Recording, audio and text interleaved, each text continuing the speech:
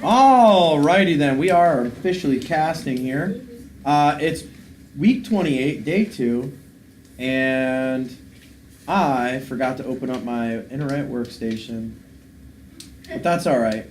So while that's opening, we can take a look. So it says poison ivy is a plant whose leaves has a oil that can make, somebody finish it.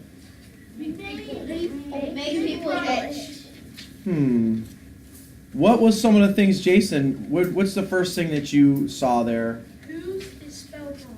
Whose is spelled wrong? Is that true? W-H-O-S. No. Does it have an apostrophe S? Yeah. Let's take a look at it now that it's available to me. All right, so let's take a look. Poison ivy is a plant whose, because it would be who is leaves, right? Yeah, so he's right. Then I turned A into N. Let's see. Yeah, let's change that all together. Poison ivy, let's capitalize ivy, right? It's part of the title. Poison ivy is a plant.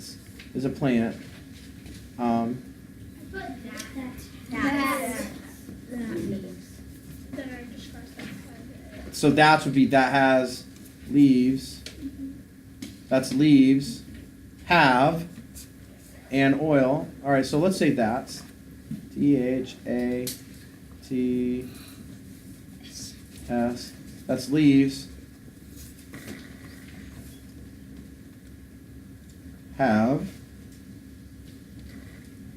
and oil that can make people itch.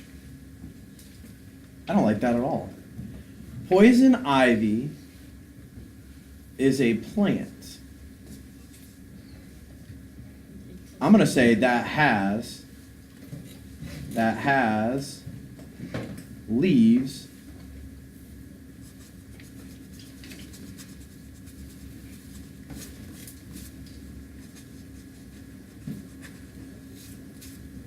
with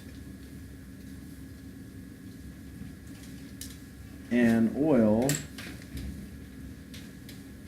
that can make people itch. I changed it all around. I went crazy today. Let me read it. Poison ivy is a plant that has leaves with an oil, right, that can make people itch. I like the way that sounds better. Poison ivy is a plant that has leaves with an oil that can make people itch. I like it. I'm sticking with it. Do you see where we replace stuff? So let's go through it one more time. Poison ivy is a plant. I replace whose with that has leaves. I replaced has and a with an oil that can make people itch. Okay? Sometimes, I don't know, sometimes you really got to doctor up the sentence to make it sound right. That all right with you guys? You good with that? Did you make those changes? Because I bet you a lot of you didn't do that. All right.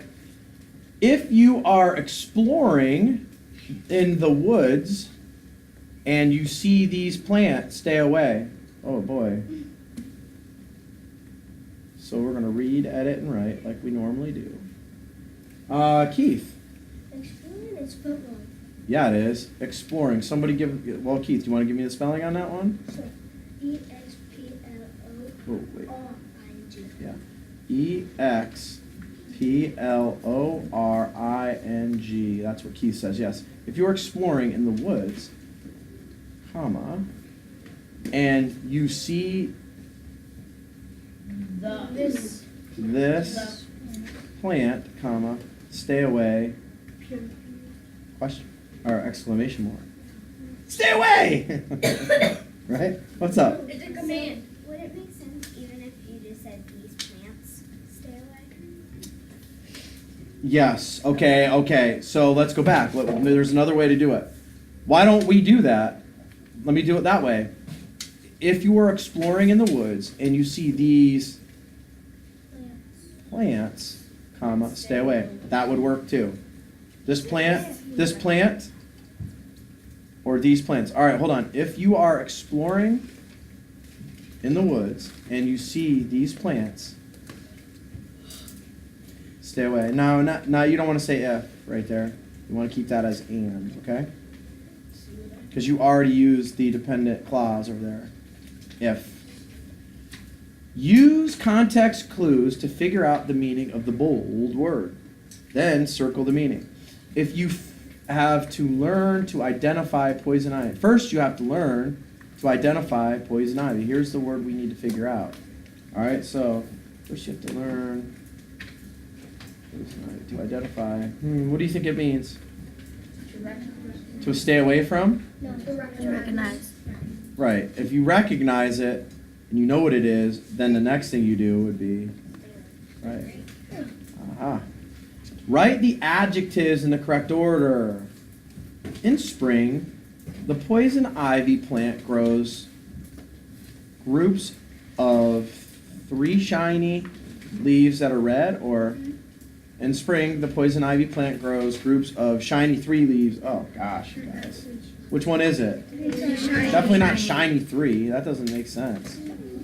3 shiny, right? All right. And there you have it. That was a rough one.